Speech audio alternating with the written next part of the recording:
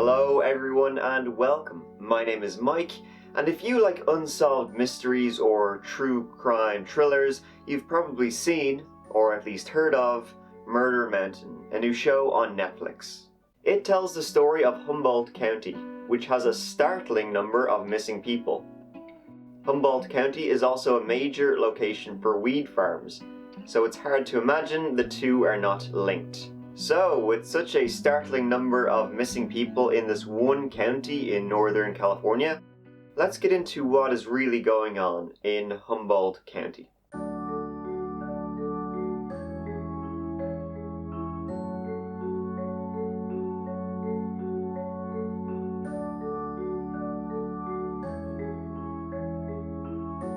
It's made pretty clear in the show Murder Mountain that working among the Humboldt County marijuana farms located throughout the county can come at a dangerous cost.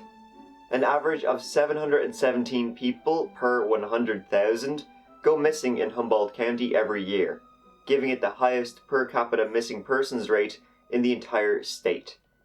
By contrast, per 100,000, California sees 384 missing persons cases on an annual basis. Humboldt County's number of missing people, it's almost double the state norm. The huge figures have earned Humboldt County the nickname the Black Hole. They've even spawned unsubstantiated rumors about a possible serial killer roaming the county. The sparsely populated Humboldt County is known for its rugged mountainous terrain, its breathtaking coastline, and its vast expanses of coastal redwood forests. Humboldt has also unfortunately become known for its strange unsolved vanishings, beginning in the 1990s. 20-year-old Jennifer Wilmer, who in 1992 decided to leave her life behind in New York City, got a job in neighboring Trinity County, part of the Emerald Triangle. Humboldt, Mendocino, and Trinity County are all right beside each other. They're known as the Emerald Triangle because those three counties make a hell of a lot of weed.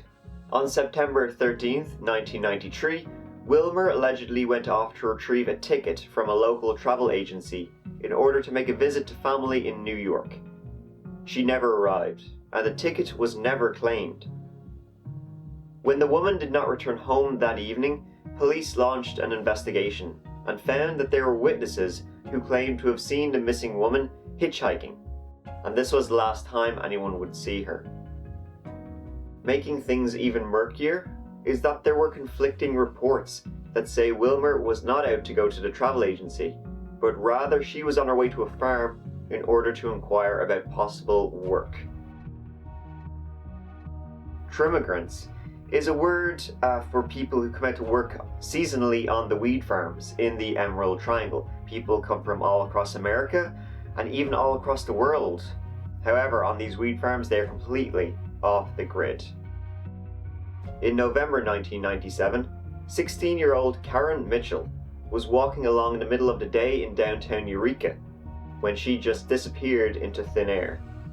An intensive search was immediately launched, with police scouring the town, going door to door and interviewing anyone they could find who had been on the street that day. But no one had any idea of what became of her, and no clues could be found as to where she went. 23-year-old Christine Walters in November of 2008 had abruptly moved to Humboldt County after meeting some people in her native Wisconsin. She was released from hospital after taking a hallucinogenic tea. Seemingly she had joined some kind of hippie cult out in the forests, wearing nothing but pajamas and slippers, and stumbled off, looking to know where the Department of Motor Vehicles was. Although it was the middle of the day and the DMV was less than 1 mile away, Walters never made it there, and she's never been seen again. In 2013, 23-year-old Danielle Bertolini decided to start a new life after the tragic death of her child, and she moved from Bangor, Maine to Humboldt County. In early 2017, Bertolini suddenly vanished without a trace, and it came to light she had hitched a ride near the town of Fortuna with a local named James Jones, who was the last to have seen her and claimed to have dropped her off near her home. adamant that he had nothing to do with her being missing. Jones had actually been an acquaintance of one of the other missing people, Karen Mitchell. On March 9th, 2015, a skull was discovered along the Eel River that turned out to be Bertolini's. Yet no one has been charged with her murder, and no one really knows what happened to her. Strange things do go on in Humboldt County. People move there seasonally, looking to make a lot of money working on a weed farm, and to get away from civilization. However, there are a lot of people there looking to take advantage of some of the more naive people who move there. Sex trafficking, labor trafficking, that's there too.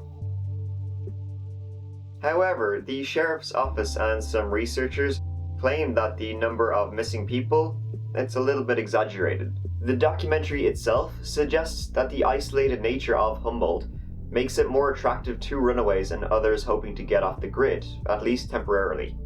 90% of the places in the county have no cell service. You truly are isolated when you go there, especially when you go into the middle of the woods to work on farms and other things. A 2018 report notes that while Humboldt does lead the state in reports of missing persons, it's also among the best at finding people who disappear. Many of the adults reported missing aren't gone for long.